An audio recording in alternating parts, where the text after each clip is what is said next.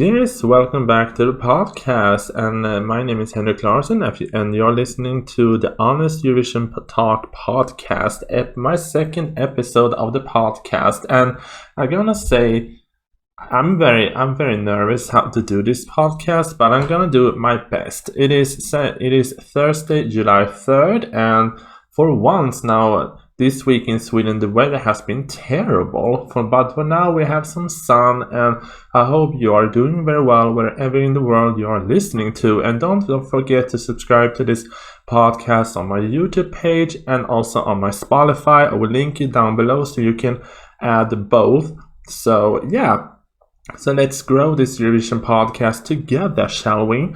But yeah, like I said, before we talk about the whole situation with Israel, because this episode was planned for the weekend because EBU has had their conference, and I thought I was going to do this episode during the weekend, but we got the answer now, and but let's talk about something other first.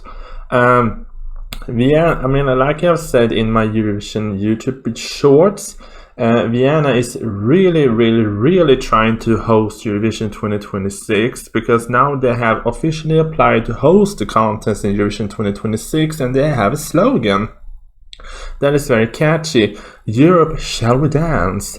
And of course this plays around with the theme of the dance, the Wiener Waltz.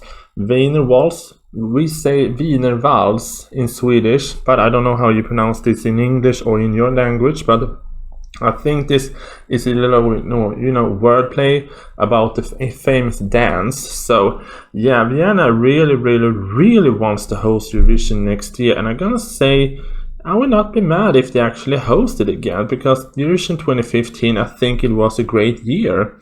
And also Sweden is also now the 16th country to confirm its participation for Eurovision 2026. And let's see, who do we have so far for Eurovision 2026? We have 16 countries, and let's scroll down to see, and those countries are, of course, Albania, Austria, Denmark, Finland, Germany, Israel with a question mark, Luxembourg, Malta, the Netherlands, Norway, Serbia, Spain, Sweden, Switzerland, and the United Kingdom. I think there should be someone else here because on EurovisionWorld.com it is only saying 15 countries, but it's supposed to be 16. So sorry if I forgot one country, but hey. But anyway, that is the fun news that we have. But of course, we have to talk about the big elephant in the room, and that is the questioning about Israel and the discussion. And according to Eurovision News on Instagram, the discussions will be continuing on in the winter. Austria and Germany are some countries that support Israel, and many countries were against the participation. And we have to go back because according to I'm gonna give credits to EurovisionFan.com, and I think EurovisionFan.com was the one who surpassed Vivi Blogs to be the most watched non-fan Eurovision fan page and website. They are actually up there. But this comes from July 1st, that an article called "Call for Israel's Exclusion for Eurovision, Time for Truth, say Iceland's public broadcaster president."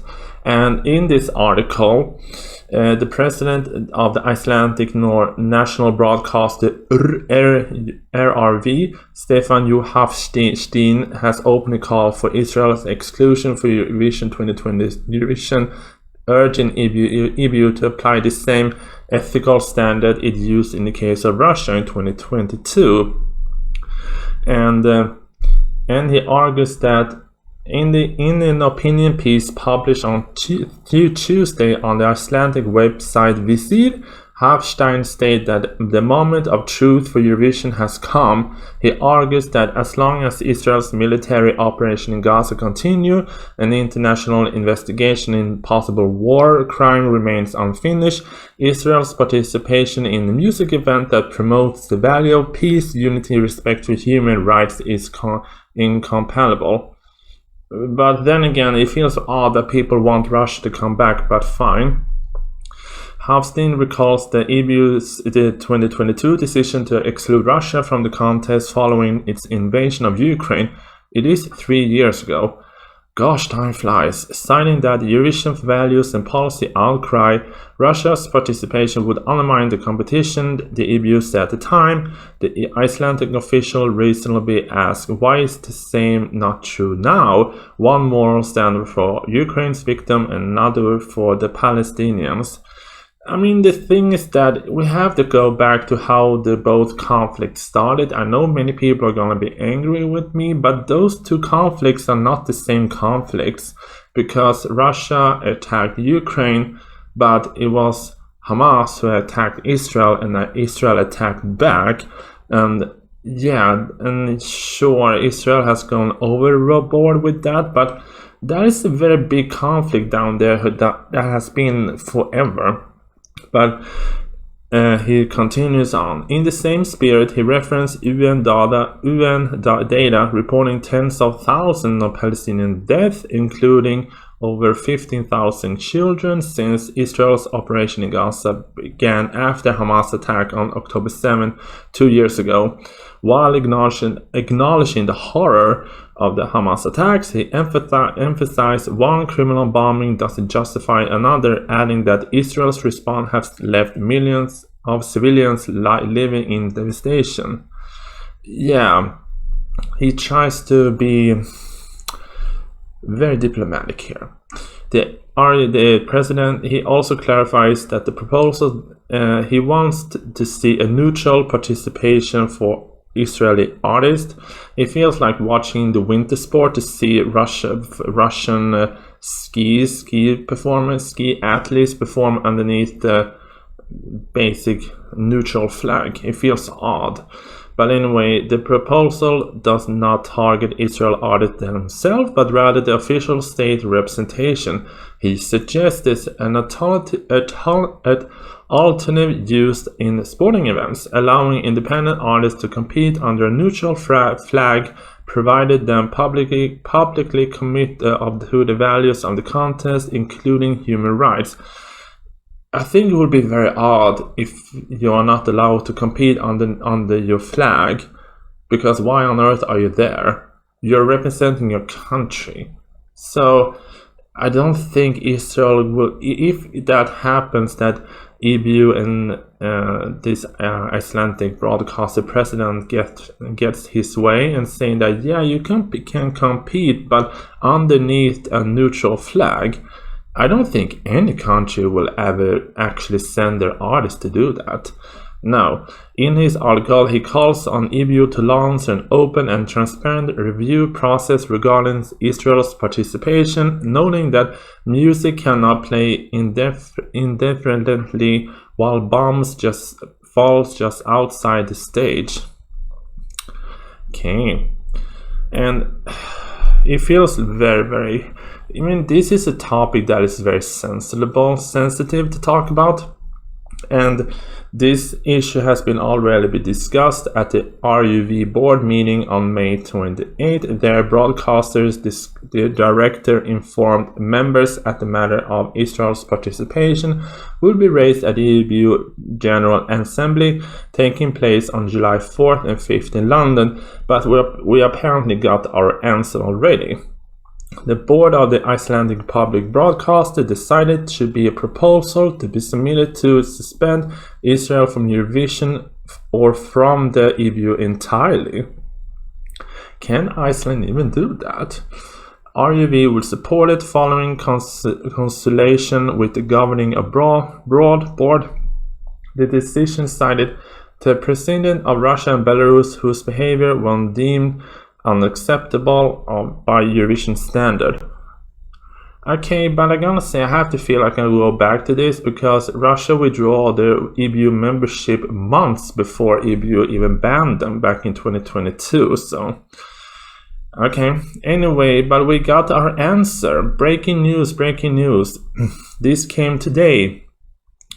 Israel will remain in Eurovision Song Contest, at least for now, because according to, again, Eurovision Fund, As of no final decision was made during the EBU General Assembly, the issue has been postponed until the next meeting this winter, with the final verdict depending on the ongoing war in Gaza. So they just pushed the topic a little bit more. They just pushed the topic down the lane. Anyway, as reported on the previous article, no vote were held regarding Israel's participation at this current General Assembly. According to ENET, EBU officials stated that whether Israel will stay in the contest will depend on how the war evolves, with the final decision that to be made at the next EBU General Assembly. Oh boy. Anyway, the report said that if the war continues into the winter, when the issue will be reviewed again, Khan, aka Israel's broadcaster, will face difficulty remaining in the Eurovision. But several countries are already opposed to Israel's participation, and some of the countries are, of course, Iceland and Slovenia. There are countries leading to push Israel's exclusion, but however, we have countries that want Israel to stay, which is Switzerland, Germany, Austria, Cyprus, and Greece, which are in big favor for Israel to stay in the contest. This is the thing. Feels very odd that we have countries that want one gone, but the other ones to stay.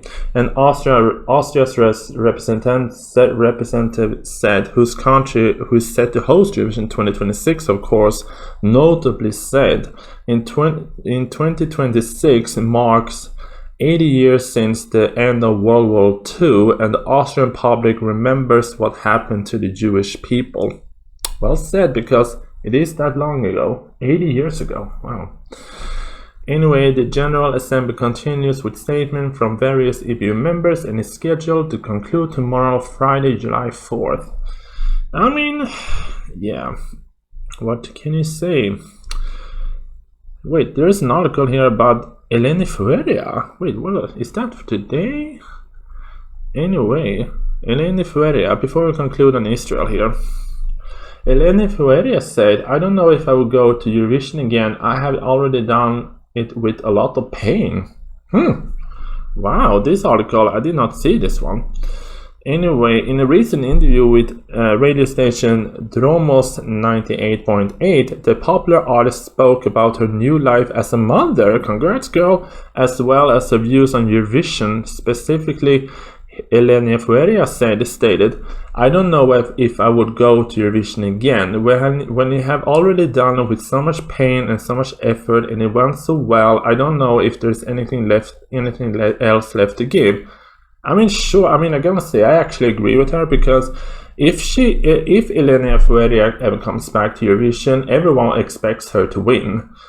Yeah, that's the thing. If she came back, she did her moment, she did her thing with Fuego, but if she ever comes back to Eurovision, everyone is expecting her to win.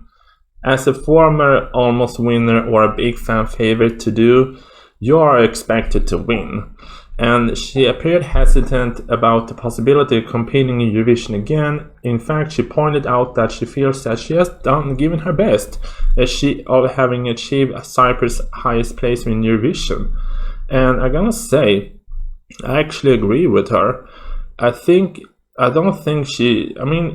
love to see Eleni Foureira come back to Eurovision? Of course, but I think, and I understand why she will not do it.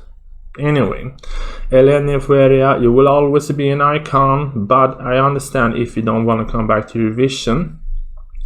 But anyway, it will be fun if you did.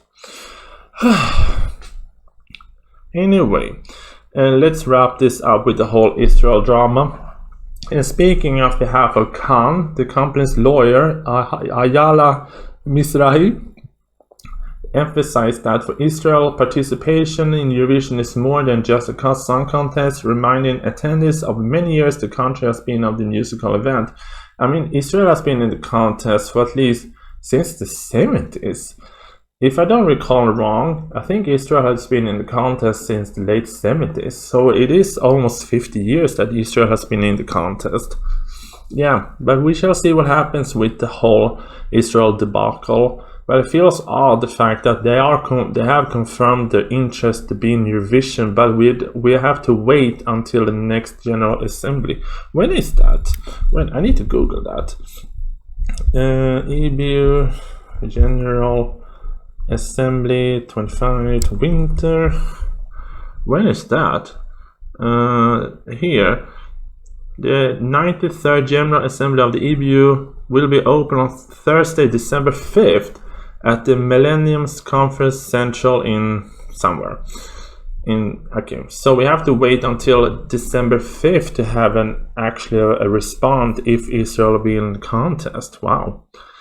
But I'm gonna say I want Israel to be in the contest regardless how we feel, because Israel to me has become a powerhouse with the music and the style, and I want them to be. But if EBU declares them not to be, what is the word you say? If EBU confirms things that Israel should not be in Eurovision, then, but I can say if EBU say that they can compete underneath a neutral flag, I would think Israel will leave. I think Israel will leave, because I think that is a big insult to say to someone, to say to a country that you can compete but under a neutral flag. That strips away the whole point of representing your country. But anyway, that is all for today. Israel's participation in Eurovision is still unknown. We have to wait until winter. Oh gosh, we have to wait 5 months for an answer. So yeah, I don't know how you feel about this one. You can sound off in the comment section down below. How do you feel about Israel's participation in Eurovision? Should they or should they not be allowed to be in the contest? Would you love to, and also would you love to see Eleni Foureira come back to Eurovision? Or do you understand the fact, do you understand her that she feels like she has given it her all in this, so she will not come back? Yeah, and how do you feel about Eurovision overall so far? But anyway, thank you so much for listening to this podcast episode, my second episode. I know I'm still rough and this is very raw. I don't know yet how this will go. I need to learn more about how you do a podcast. But if you like this podcast, you can add this one on your YouTube and then of course on your Spotify. Let me help this channel grow and help this podcast grow, because I think this is such a fun way to talk about my Eurovision feelings in a more unfiltered way and more honest opinion. And that's what this podcast is about, to share my honest opinion. And yeah, I think this whole situation with Israel, it is a mess. It is a hot mess, because it feels like half of Europe wants Israel gone, and then the other half of Europe wants Israel to stay. But we shall see what happens. But anyway, thank you so much for listening, and yeah, let's talk in another episode of this podcast. I don't know when, maybe next week or in a month, I have no idea. I report if something else happens that I want to talk about. Anyway, until then, love y'all, bye!